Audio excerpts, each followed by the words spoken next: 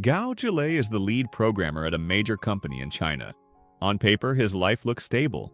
He lives in a downtown apartment with his wife, Xiao Ni, their child, and his parents. The monthly mortgage is heavy, but with his salary, he has been able to give his family a comfortable life. His child attends an elite school, his parents run a shop he helped set up, and Xiao Ni can focus on the home without needing to work. But there is a quiet burden behind all of it. Zhilei has diabetes and every morning starts the same way, an insulin shot before he can even begin his day. After breakfast, he heads to the office.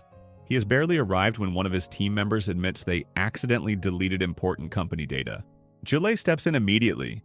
He does not want his subordinate to get blamed, so he takes the problem on himself and fixes what he can. Later that day, during a break with the rest of the team, someone tells him that management wants to see him. He walks in expecting another routine meeting, but the moment he faces the executives, his world flips. They tell him he is being fired. Zhilei is stunned. All the pressure he has been carrying finally erupts. He loses control, smashing a chair, shattering glass, and unleashing all the frustration he has been swallowing for years. And that is what makes it even more painful. He has been loyal for 11 years. He has worked late almost every day, often without extra pay because he believed dedication meant something. But instead of sympathy, management tells him this is his own fault. The reason is almost cruel. Zhilei created an internal app that tracks employee performance. And because he has been constantly stepping in to clean up his team's mistakes, the system has been recording those issues under his name. On paper, it looks like he is the one causing problems. The very tool he built now labels him as the weak link, and the company uses it to justify firing him. Zhilei cannot fight it. He just stands there, silent, knowing nothing he says will change their decision. On the way home, his anger spills into the wrong place. A delivery courier arrives late with the coffee Zhilei ordered. Zhilei snaps, throws the drink away, insults the courier, then punishes him with a 1-star rating and a harsh review. But once he is alone on the train, the rage fades into something heavier. He stares out the window, drained, thinking about his family, the bills, and what happens next. For the first time in a long time, he feels like a failure. This is the moment his life begins moving against the current. This is upstream. A month passes. One morning, Zhilei is sitting in a waiting area for a job interview, hoping for a fresh start. But as soon as he enters the room, the HR manager reacts with shock. They scold their own staff for calling in someone like him, because the job posting clearly listed a maximum applicant age of 25. Zhilei does not stay to be humiliated. He turns around and walks out. When he gets home, his father notices he is back early and asks why. For an entire month, Zhilei has hidden the truth from his family. He has not told them he was fired, but his father already knows. Instead of encouraging him, his father lashes out, calling him useless and tearing him down even more. Zhilei takes it quietly, swallowing his pride. He promises he will find a better job, as long as his father does not tell Xiao Ni. Still, another month goes by and nothing improves. Then one day, Zhilei is seen chasing a man through the streets.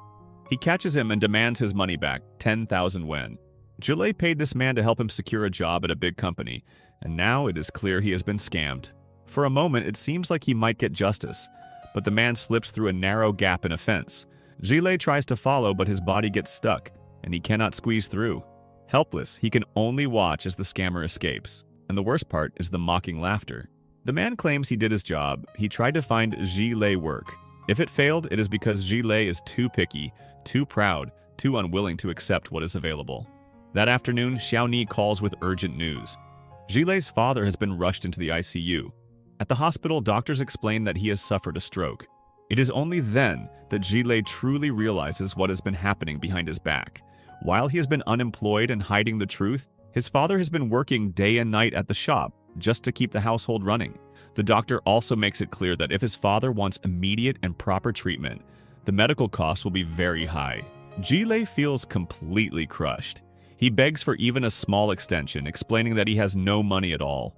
But there is nothing the doctor can do. He is given only 3 days to come up with the payment, no exceptions.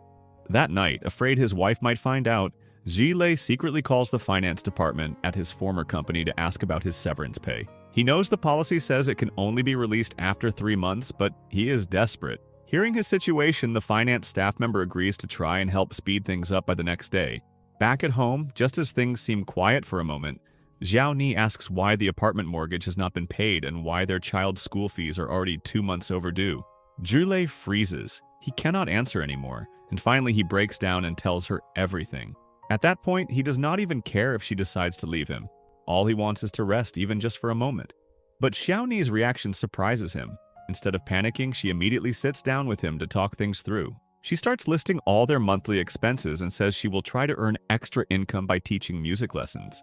Even after calculating everything carefully, they are still short by 15,000 won. As her husband, Zhilei, promises he will find a way to cover the remaining gap. In the middle of their discussion, Xiaoni's frustration finally bursts out. She is hurt that he waited this long to tell her, especially after 15 years of marriage.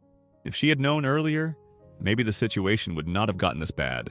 Seeing her emotions spill over, Zhilei holds her and tries to calm her down. The next morning at a cafe, while handling apartment payment matters, Zhilei overhears a delivery courier live streaming about his income. The courier's name is Da Shan. He casually mentions that he earns around 12,000 yuan a month, and that some of his friends even make more than 16,000. Zhilei listens closely. He starts to wonder if being a courier can really pay that well. Dashan confidently explains that with enough effort, the income can be even higher, and if someone is interested, courier positions are always open. Without thinking too much, Zhilei heads straight to the courier office that same afternoon. When he says he wants to apply, the manager immediately rejects him. Someone overweight in the manager's eyes would never be fast enough, would be late all the time, and would only attract complaints. Just then, Dashan happens to walk in. With his help, the manager finally agrees to give Zhilei a chance. The manager then asks Dashan to explain how the courier job works. After that, Dashan brings Zhilei over to see the ranking board. It displays the standings of all couriers and the percentage cut they earn on each order. He points out the top performers. The courier ranked first is known as Black. In a single day, Black can work more than 16 hours without rest. He is famous for having a secret notebook filled with hidden shortcut routes across the entire city.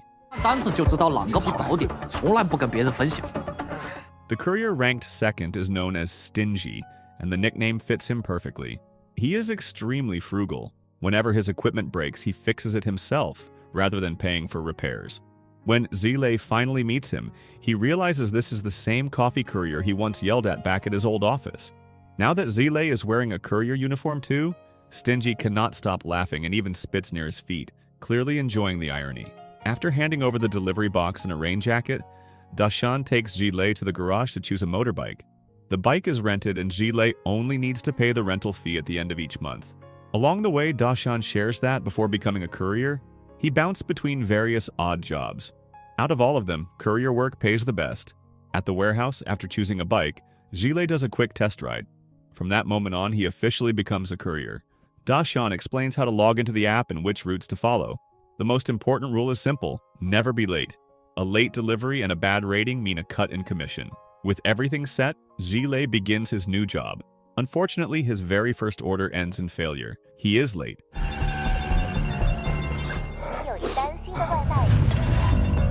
Before he can even take a break, another order comes in, and once again he arrives too late. By the third order, he finally makes up his mind that he cannot be late again.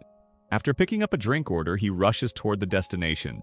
But when he tries to enter the customer's apartment, the security guard turns him away. The customer's phone number is unreachable, leaving him no choice but to call out loudly despite the embarrassment. 10 minutes later, the customer finally comes down.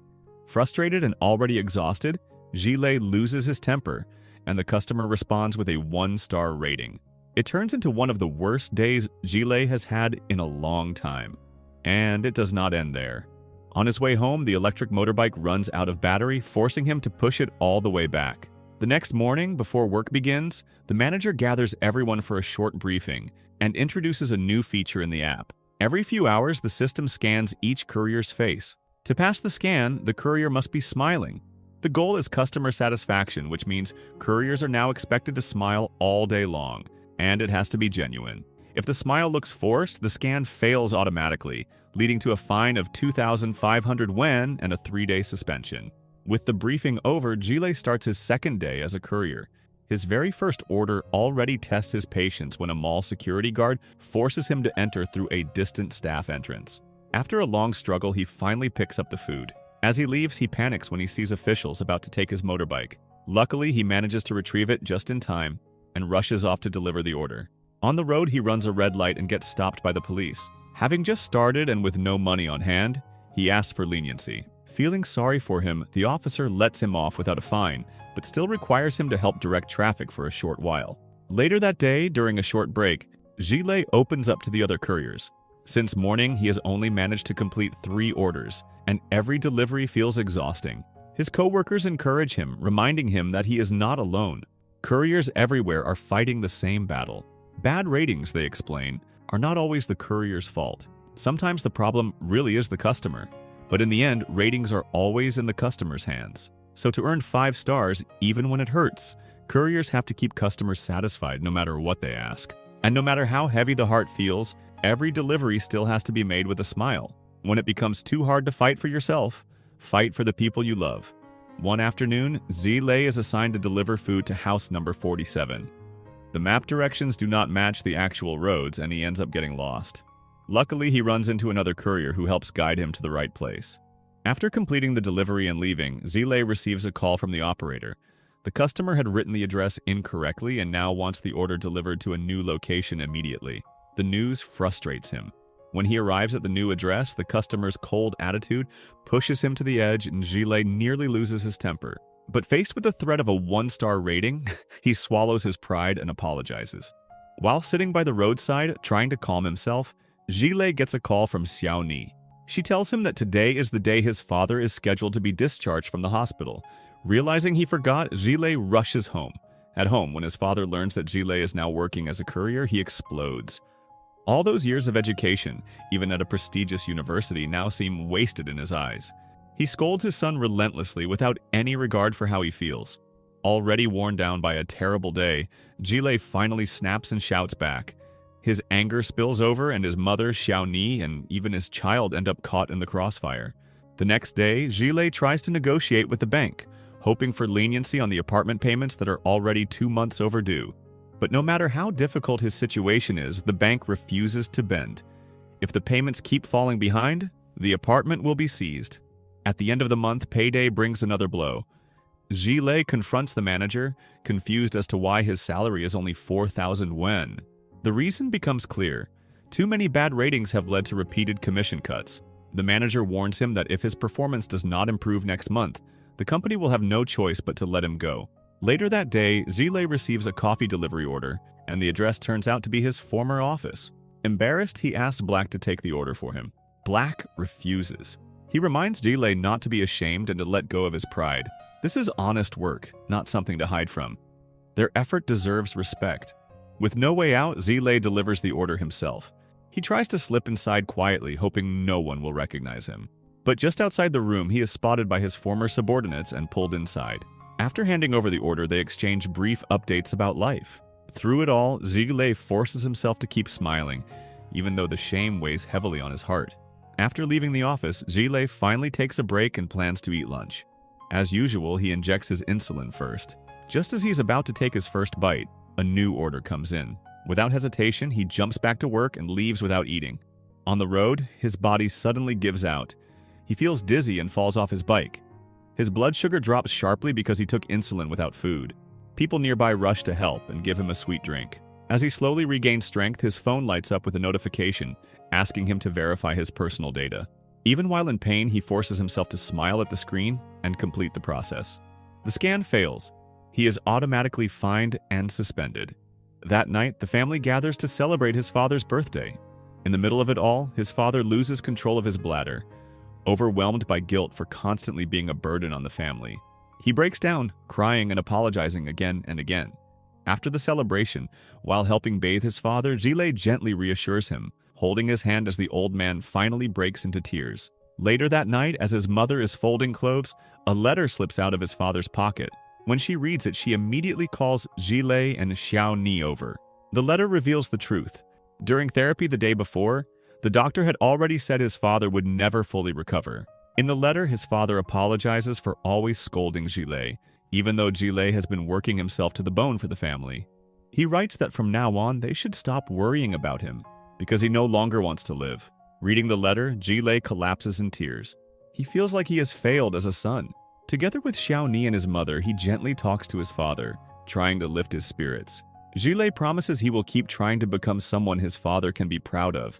All he asks for is his family's trust. Slowly, his father's will to live begins to return. That night, Zhilei cannot sleep at all. His mind is overflowing. Seeing how broken he looks, Xiaoni holds him and gives him strength. The next day, filled with renewed determination, Zhilei meets with fellow couriers to learn how to become better at the job. He seeks advice from Black, asks the manager about income calculations, studies routes with the operators, learns ranking strategies from Dashan, and listens to tips from every courier willing to share. Week after week, he puts everything he learns into practice.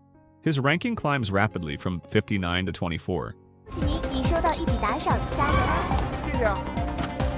谢谢啊。As his performance improves, his life slowly changes too. At first, he struggled to accept the reality of being a courier. Now, he begins to accept it and even find pride in the work. The shame fades away.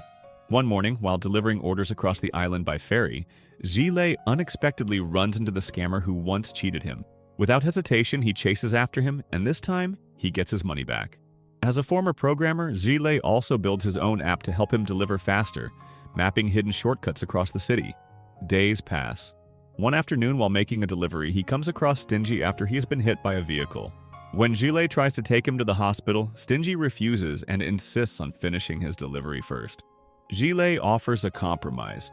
He will deliver the order for him as long as Stingy agrees to go to the hospital with the person who hit him.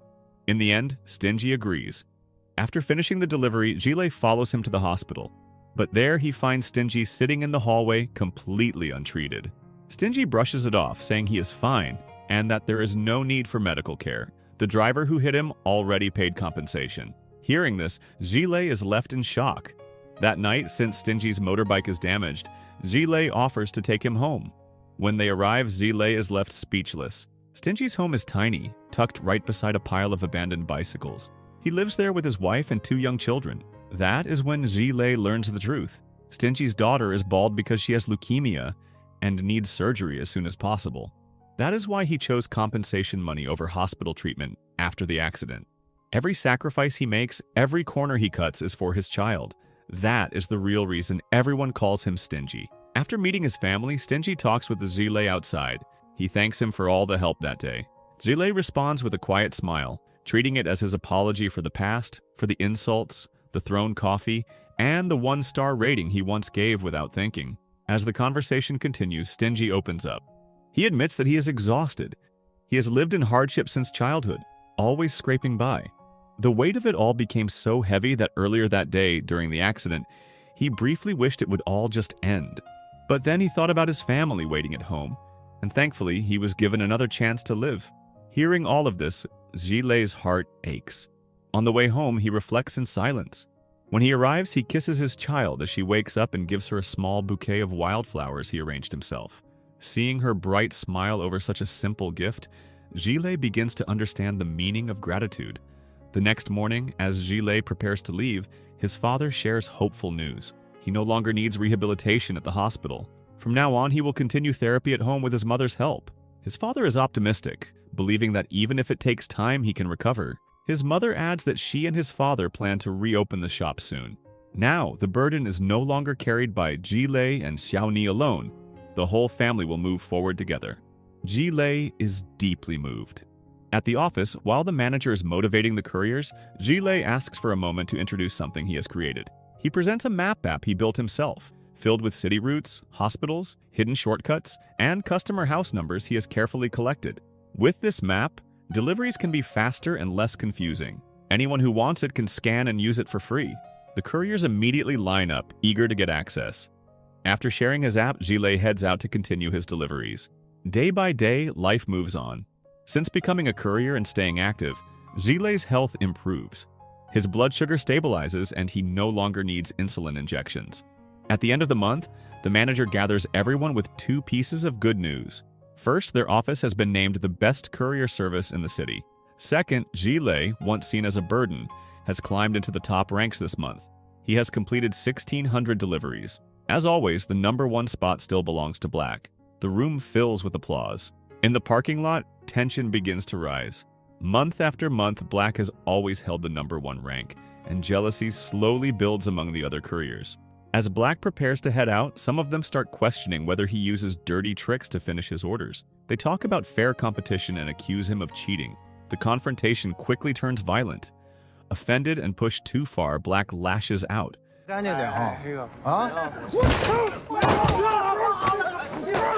situation spirals until the manager rushes in to break it up. Bruised and shaken, Black is left asking what he did wrong by being #1. He only wanted to work hard and earn a living, yet instead of support, he is met with hostility. Overwhelmed and in tears, he decides to quit on the spot. The moment he says it, everyone falls silent, filled with guilt. That night, under heavy rain, Zhilei notices a female courier taking shelter in an alley with her child. Moved by the sight, he gives them his raincoat so they can make it home safely. Grateful for his kindness, the woman thanks him. On his way back, the rain grows even heavier, and Zhilei stops to take shelter as well. Exhausted, he accidentally falls asleep.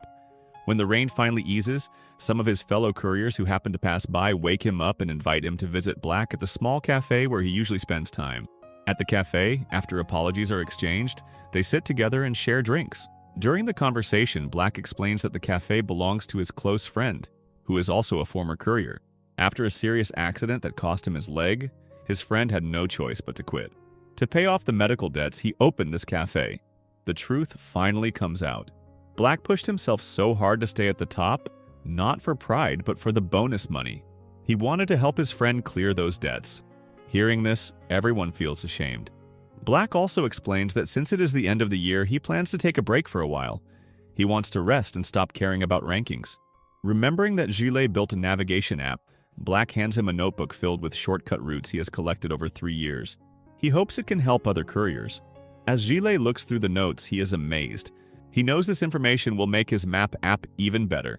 After leaving the cafe, Zhilei stops to buy a cake, since it is Xiao Ni's birthday. But as he continues on his way home, he is shocked to see her still working late at a salon. Besides teaching music lessons, she has secretly taken on a part-time job to help support the family. The sight fills Zhilei with guilt. As he rides down a bridge, disaster strikes. His brakes fail and he crashes into a vendor's cart, shattering many antique vases. The damage is costly and he has to pay a large compensation. The money he struggled so hard to save for the apartment payments suddenly shrinks. Late that night, when Zhilei finally enters the bedroom, Xiao Ni apologizes for working 2 jobs without telling him. Zhilei is not angry. Instead, he apologizes too, feeling that as a husband, he should have been able to earn more and spare her from hardship. To ease the heavy mood, Xiao Ni playfully asks about her birthday cake. They light the candles and share it together. But as they eat, sadness returns. Zhilei tells her about the accident with the street vendor and admits that they no longer have enough money to pay the apartment installments. Xiao Ni remains calm. She gently accepts the possibility of losing their comfortable home. When she was younger, she believed owning a house was everything. Now she understands that what truly matters is not the house, but the family inside it. In that moment, they hold on to each other and find strength together. The next morning, as Zhilei prepares to head out, his father suddenly shows him a photo from his younger days. Seeing the picture, his father points out how similar they are, both hardworking and stubborn in the same way. He encourages his son, reminding him that last month Zhilei already reached the top rankings, which is something to be proud of. With confidence, he tells himself that this month, his son can go even further. Week after week passes, and every courier continues pushing to their limits. Finally, the decisive night arrives, December 31st. On that New Year's Eve, the manager makes a special announcement through the app. This month is different. Right at midnight, whoever claims the #1 rank will receive an extra bonus of 2,500 yen, along with a much grander award ceremony than usual. At that moment, Dashan, Zhilei, and Stingy hold the top 3 spots, but the gap between them is razor thin. On New Year's Eve, orders will flood in, and the rankings can change at any second. Back at home, Xiao Ni is doing her part as well. As a music tutor, she starts live streaming on social media while playing the drums, hoping to earn extra income. She tells her viewers that her husband is out there delivering orders, fighting for his family. Through her music, she hopes to send him strength. Out on the streets, unexpected problems begin knocking couriers out of the race one by one, including Stingy. Suddenly, Stingy is called to the hospital because his child must undergo surgery immediately. Now, only 2 names remain at the top, Dashan and Zhilei. Their points are tied. In the final minutes before the new year, whoever completes their last delivery will win. Hearing this, Dashan pushes himself even harder. When he reaches an apartment building, he realizes the customer lives on the 18th floor. The elevator is crowded and moving slowly. Desperate to beat the clock, he charges up the stairs. But when he finally reaches the top, he finds all the gates locked. To get in, he would have to go back down and wait for the elevator. There is no time left. His final order fails. Now, Zile is the only one still in the race. Fellow couriers cheer him on through their phones, filling him with energy. He tells himself that if he wins the year-end bonus, he can finally bring happiness to his family. Then disaster strikes. He gets hit. Despite being badly injured, Zile forces himself back up. Fighting through the pain, he continues toward the delivery. When he arrives at the nightclub, the chaos almost overwhelms him. The music is loud, the crowd is dense, and everyone is celebrating. Finding the customer feels impossible. As the countdown to the new year begins, the entire crowd raises their hands together, jumping and shouting. In the final seconds, just before time runs out, Zile finally spots the right person and completes the delivery in time. 2 days later, Zile is invited to the annual awards ceremony at the company's headquarters, alongside top-ranked couriers from different cities. Dashan, Black, and many of Zile's fellow couriers are there as well, filling the room with familiar faces. When it is his turn on stage, Zile explains that the award does not belong to him alone. It belongs to everyone, to every courier out there who works tirelessly each day to support their family. He reflects on how he once believed success meant earning a lot of money or climbing higher in a company. But after becoming a courier, his perspective changed. Success, he realizes, is much simpler. It is found in moments like enjoying coffee with friends, returning home safely, sleeping well and waking up on time, recovering from illness, and reaching the small victories that quietly happen every day. Compared to these moments, money alone feels far less meaningful. Before leaving the stage, Zile shares one more piece of good news. He shows a photo sent by Stingy and announces that Stingy's child's surgery was successful. The room fills with emotion, and everyone shares in the joy. A month passes. At the headquarters, a secretary presents Zile's map application to the company's top executive, explaining that all couriers are now using it. She suggests that the talented programmer behind the app could be a perfect fit as head of IT at the central office. The idea immediately catches the executive's attention. Elsewhere, Zile and his family are settling into a simpler rented apartment. When a food delivery arrives late, the courier apologizes, explaining that he is still new. This time, Zile does not get angry like he once did. Instead, he gives a 5-star rating, leaves a tip, and encourages the courier to keep going. Later, while eating together as a family, Zile admits that even though they have only moved in for a day, he already feels much calmer.